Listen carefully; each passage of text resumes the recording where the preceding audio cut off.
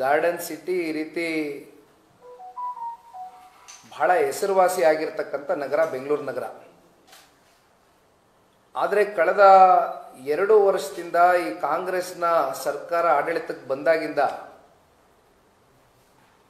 ನಿರಂತರವಾಗಿ ಈ ಗುಂಡಿಗಳ ರಸ್ತೆಗಳ ವಿಚಾರಕ್ಕೆ ಸಂಬಂಧಪಟ್ಟಂತೆ ಸಮಸ್ಯೆಗಳು ಬಹಳ ದೊಡ್ಡ ಮಟ್ಟದಲ್ಲಿ ಚರ್ಚೆಗಳು ನಡೀತಾನೆ ಇದೆ. ಇತ್ತೀಚೆಗೆ ಅದು ಬಹಳ ಅತಿರೇಕಕ್ಕೆ ಹೋಗಿ ಮುಟ್ಟಿದೆ. ಅದಕ್ಕೆ ಕಾರಣ ಬೆಂಗಳೂರಿನ ಜನತೆ ಸಾಕಷ್ಟು ತಾಳ್ಮೆಯಿಂದ ಸಮಾಧಾನದಿಂದ ವರ್ತನೆ ಮಾಡಿದ್ದಾರೆ ಇಲ್ಲಿವರೆಗೂ ಕೂಡ. ಆದರೆ ಏನು ಕಳೆದ 2 ಬಾರಿಯೂ ಕೂಡ ರಾಜ್ಯದ ಉಪಮುಖ್ಯಮಂತ್ರಿಗಳು ಬೆಂಗಳೂರಿನ ಉಸ್ತುವಾರಿ ಸಚಿವರು 2 ಬಾರಿ ಕೂಡ ಗಡುವನ್ನು ಕೊಡ್ತಾರೆ. ಇಷ್ಟು ಟೈಮ್ ಫ್ರೇಮಲ್ಲಿ ನಾನು ಇವೆಲ್ಲ ಗುಂಡಿ ಮುಚ್ಚತಕ್ಕಂಥದ್ದು, ಈ ರಸ್ತೆಗಳ ಸಮಸ್ಯೆನ ಆಲಿಸ್ತೇನೆ ಅಂತಕ್ಕಂಥದ್ದನ್ನ ಅವರೇ ಸ್ವತಃ ಇದು 2ನೇ ಗಡುವು ಅವ್ರು ಕೊಡ್ತಾ ಇರೋವಂಥದ್ದು. ಈಗಾಗಲೇ ಬೆಂಗಳೂರು ನಗರದಲ್ಲಿ ಒಂದು ಕಡೆ ಟ್ರಾಫಿಕ್ ಸಮಸ್ಯೆ, ಮತ್ತೊಂದು ಕಡೆ ರಸ್ತೆಗಳಲ್ಲಿ 13,000 ಅಷ್ಟು ಗುಂಡಿ ಬಿದ್ದಿದೆ ಅಂತಕ್ಕಂಥದ್ದು ಹಲವಾರು ನ್ಯಾಷನಲ್ ಮೀಡಿಯಾ ಪ್ಲಾಟ್ಫಾರ್ಮ್ಗಳಲ್ಲಿ ಕಳೆದ 2 ದಿನಗಳಿಂದ ನಿರಂತರವಾಗಿ ಸುದ್ದಿ ಆಗ್ತಾ ಇದೆ. ನಮ್ಮೆಲ್ಲರಿಗೂ ತಿಳಿದಾಗೆ ನ್ಯಾಷನಲ್ ಮೀಡಿಯಾ ಪ್ಲಾಟ್ಫಾರ್ಮ್ಗಳಲ್ಲಿ ಯಾತಕ್ಕೋಸ್ಕರ ಈ ಸುದ್ದಿ ಇಷ್ಟು ದೊಡ್ಡ ಮಟ್ಟದಲ್ಲಿ ಒಂದು ತಿರುವನ್ನ ಪಡ್ಕೊಂಡಿದೆ ಅಂತಕ್ಕಂಥದ್ದಾದ್ರೆ, ಬೆಂಗಳೂರು ನಗರ ಅಂದರೆ ಮೊದಲು ನಾವು ಒಂದು ಗ್ಲೋಬಲ್ ರೆಕಗ್ನಿಷನ್ ಅಂತಕ್ಕಂಥದ್ದನ್ನ ಥ್ರೂ ಗ್ಲೋಬಲ್ ಐಟಿಬಿಟಿ ಸೆಕ್ಟರ್ಸ್ ಇರ್ಬೋದು, ಯೂನಿಕಾರ್ನ್ ಕೆಲವೊಂದಷ್ಟು ಸ್ಟಾರ್ಟಪ್ ಕಂಪ್ನಿಗಳಿರ್ಬೋದು, ತುಂಬ ಜನ ಇವತ್ತು ಇಲ್ಲಿ ಕಂಪ್ನೀಸ್ಗಳನ್ನ ಇಟ್ಕೊಂಡಿದ್ದಾರೆ. ಅದರಲ್ಲೂ ಔಟರ್ ರಿಂಗ್ ರೋಡಲ್ಲಿ 93 ಮಿಲಿಯನ್ ಸ್ಕ್ವೇರ್ ಫೀಟ್ ಅಷ್ಟು ವರ್ಕ್ ಸ್ಪೇಸಸ್ಸು ಇಲ್ಲಿ ಸ್ಥಾಪನೆ ಆಗಿದೆ. ಅದರಲ್ಲಿ ನಿಮಗೆ ವಿಪ್ರೋ ತಗೊಳ್ಳಿ, ಆಕ್ಸೆಂಚರ್ ತಗೊಳ್ಳಿ, ಇನ್ಫೋಸಿಸ್ ತಗೊಳ್ಳಿ, ಗೂಗಲ್ ತಗೊಳ್ಳಿ, ಅಮೆಝಾನ್ ತಗೊಳ್ಳಿ, ಈ ಥರ 100 ಕಂಪ್ನಿಗಳು ಇವತ್ತು ಔಟರ್ ರಿಂಗ್ ರೋಡಲ್ಲಿ ಇದೆ. ಅಲ್ಲಿ one of the company, I think it's called as Black Buck ಅಂತನಾ, Black Buck company CEO, I think his name is Rajesh ಅವರು ಟ್ವೀಟ್ ಮಾಡ್ತಾರೆ, ಹೇಳ್ತಾರೆ ಒಂದು ಪಾಯಿಂಟಲ್ಲಿ, ನೋಡಿ ನಾನು 2015ರಿಂದ ಈ ಕಂಪ್ನಿ ನಾನು ಔಟರ್ ರಿಂಗ್ ರೋಡಲ್ಲಿ ಇಟ್ಕೊಂಡಿದ್ದೀನಿ. ತುಂಬ ಜನ ನಮ್ಮ ಎಂಪ್ಲಾಯೀಸು ರೆಗ್ಯುಲರ್ಲಿ ಟ್ರಾವೆಲ್ ಮಾಡ್ತಾರೆ, ಪ್ರತಿನಿತ್ಯ ಬರೋದಕ್ಕೆ 2 ಗಂಟೆ ಬೇಕು, ಹೋಗೋದಕ್ಕೆ 2 ಗಂಟೆ ಬೇಕು. ಅದ್ರ ಮಧ್ಯ ಈ ಪಾಟೋಲ್ಗಳ ಸಮಸ್ಯೆ, ಪ್ಲಸ್ಸು ಮೆಟ್ರೋ ಅಲ್ಲೇನು ಕನ್ಸ್ಟ್ರಕ್ಷನ್ ಆಗ್ತಾ ಇದೆ, ಐ ಥಿಂಕ್ ಸಿಲ್ಕ್ ಬೋರ್ಡು ಆ ಭಾಗದಲ್ಲಿ ಏನೊಂದು ಮೆಟ್ರೋ ಕನ್ಸ್ಟ್ರಕ್ಷನ್ ಆಗ್ತಾ ಇದೆ. ನಾವು ಬಹುಶಃ ತಮ್ಮ ಮೀಡಿಯಾಗಳಲ್ಲಿ ನಾವು ಪ್ರತಿನಿತ್ಯ ನೋಡ್ತಾ ಇರ್ತೇವೆ, ತುಂಬ ತಾವು ಕೂಡ ಫುಟೇಜ್ಗಳನ್ನ ತೋರಿಸ್ತಾ ಇರ್ತೀರಿ.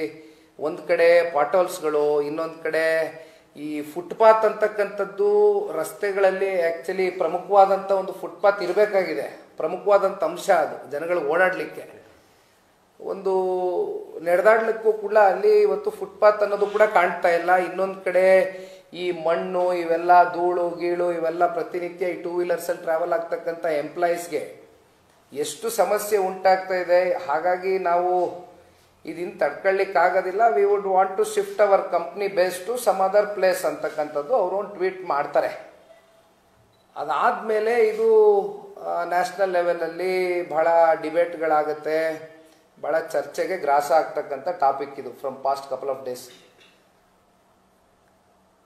ಇದು ನಾನು ಇಲ್ಲಿ ಹೇಳುವಂಥದ್ದು ನಮ್ಮೆಲ್ರಿಗೂ ಗೊತ್ತಿದೆ. ಇವತ್ತು ಬೆಂಗಳೂರು ಅಂದರೆ ಒಂದು ಕಡೆ ಗ್ಲೋಬಲ್ನ IT ಸೆಕ್ಟರ್ಗೆ ಪ್ಲಸ್ಸು ಸ್ಟಾರ್ಟಪ್ ಕಂಪ್ನೀಸ್ಗಳಿಗೆ ಇದು ಒಂದು ರೀತಿ ಎಲ್ಲರೂ ಕೂಡ ಬೆಂಗಳೂರು ನಗರವನ್ನು ಆಯ್ಕೆ ಮಾಡ್ಕೊಂಡು ಬಂದು ಕೂತಿರ್ತಕ್ಕಂಥವ್ರು ಈ ಕಂಪ್ನಿಗಳು. But what has government delivered, ಯಾವ ರೀತಿಯಾದಂಥ ಒಂದು ಇನ್ಫ್ರಾಸ್ಟ್ರಕ್ಚರ್ನ ಅವ್ರನ್ನ ಇಲ್ಲಿ ಉಳಿಸ್ಕೊಳ್ಳೋದಕ್ಕಾಗಲಿ ಅಥವಾ ಮತ್ತೊಂದಷ್ಟು ಕಂಪ್ನಿಗಳನ್ನ ತಗೊಂಡು ಬರ್ತಕ್ಕಂಥದ್ದಾಗಲಿ, ಗ್ಲೋಬಲ್ ಇನ್ವೆಸ್ಟರ್ಸ್ ಮೀಟ್ ಅಂತ ಮಾಡ್ತಾರೆ ಸರ್ಕಾರ.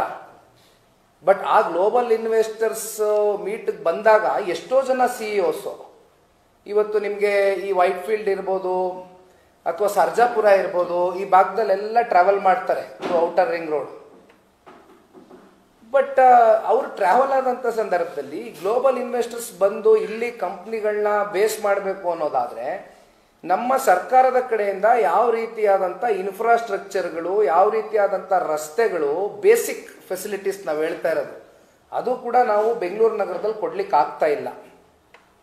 ಈಗ ಬ್ಲ್ಯಾಕ್ ಬಕ್ ಅಂತ ಕಂಪನಿ CEO ಇವತ್ತೇನು ಟ್ವೀಟ್ ಮಾಡಿದ್ದಾರೆ, ಬಹುಶಃ ಔಟರ್ ರಿಂಗ್ ರೋಡ್ನ ಕಂಪನೀಸ್ ಅಸೋಸಿಯೇಷನ್ ಅವರು ಈಗಾಗಲೇ BBMPಗೆ ಮತ್ತೆ ಸರ್ಕಾರದ ಗಮನವನ್ನು ಹಲವಾರು ಬಾರಿ ಸೆಳೆದಿದ್ದಾರೆ.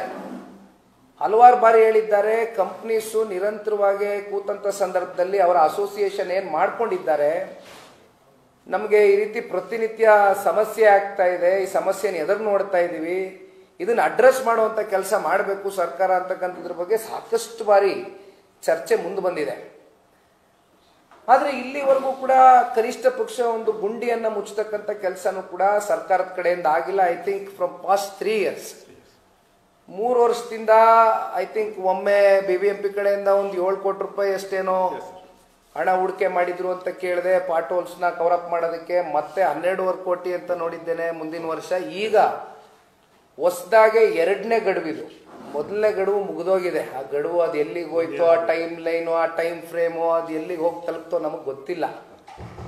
ಈಗ ಇದು 3ನೇ ಗಡುವು 1100 ಕೋಟಿ ರೂಪಾಯಿಯಷ್ಟು ಫಂಡ್ ಅಲೋಕೇಶನ್ನ ಮಾಡ್ತೇವೆ ಅಂತಕ್ಕಂಥದ್ದನ್ನ ಈಗ ಹೊಸದಾಗಿ ರಾಜ್ಯ ಸರ್ಕಾರ ಮಾನ್ಯ ಗೌರವಾನ್ವಿತ ಉಪಮುಖ್ಯಮಂತ್ರಿಗಳ ನೇತೃತ್ವದಲ್ಲಿ, ಅವರೇ ಬೆಂಗಳೂರಿನ ಉಸ್ತುವಾರಿ ಸಚಿವರಿದ್ದಾರೆ, ಅವರು ಹೇಳ್ಕೊಂಡಿದ್ದಾರೆ.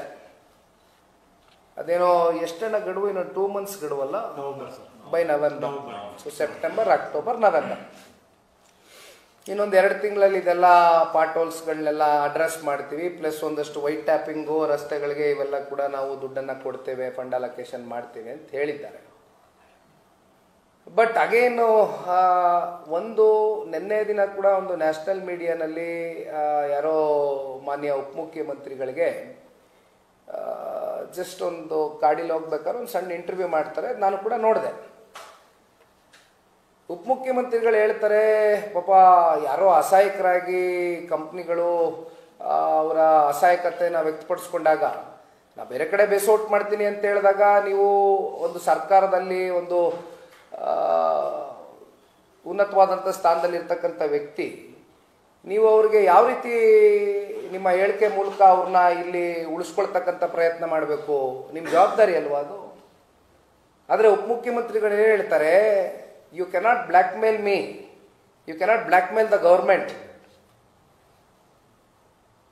If you want to go you can walk out from here. ಈ ಹೇಳಿಕೆ ಉಪಮುಖ್ಯಮಂತ್ರಿಗಳು ಕೊಡ್ತಾರೆ ಒಂದು ನ್ಯಾಷನಲ್ ಮೀಡಿಯಾನ ಒಂದು ಸಂದರ್ಶನದಲ್ಲಿ. ನೆನ್ನೆ ಗಾಡೀಲಿ ಹೋಗ್ಬೇಕಾದ್ರೆ ಅದನ್ನು ನಾನು ನೋಡಿದ್ದೀನಿ.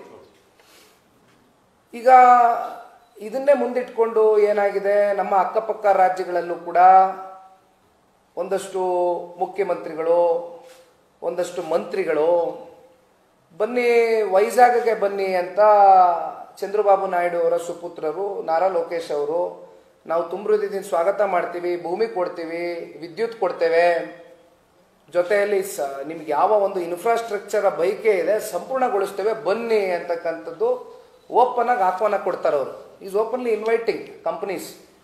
ಬೆಂಗಳೂರಿಂದ ಇವತ್ತು ಈ ರೀತಿ ಕಂಪನಿಗಳು ವಾಕೌಟ್ ಆಗಿ ಬೇರೆ ಬೇರೆ ಅಕ್ಕಪಕ್ಕ ರಾಜ್ಯಗಳಿಗೆ ಹೋಗುವಂಥ ಸನ್ನಿವೇಶ ಕ್ರಿಯೇಟ್ ಆದರೆ, ಔಟರ್ ರಿಂಗ್ ರೋಡಲ್ಲಿ ಇರೋವಂಥ ಈ ಮೇಜರ್ ಕಂಪ್ನೀಸ್ ಇವ್ರ ಮೂಲಕ ಸರ್ಕಾರಕ್ಕೆ ಬರ್ತಾ ಇರುವಂಥದ್ದು, ಪ್ಲಸ್ BBMPಗೆ ಬರ್ತಾ ಇರುವಂಥ ಆದಾಯಗಳು ಥ್ರೂ ಪ್ರಾಪರ್ಟಿ ಟ್ಯಾಕ್ಸ್ ಅಥವಾ other forms of tax collections ಹತ್ತತ್ರ 850 ಕೋಟಿ ರೂಪಾಯಿಯಷ್ಟು ಪ್ರತಿ ವರ್ಷ ಭರ್ತಿ ಆಗ್ತಾ ಇದೆ ಈ ಕಂಪ್ನಿಗಳ ಮೂಲಕ ಸರ್ಕಾರಕ್ಕೆ ಟ್ಯಾಕ್ಸ್ ಕಲೆಕ್ಷನ್ಗಳು.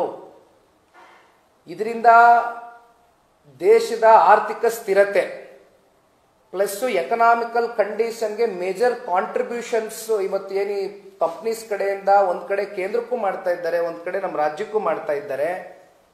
ಇವರನ್ನ ನಾವು ಯಾವ ರೀತಿ ಉಳಿಸ್ಕೋಬೇಕು.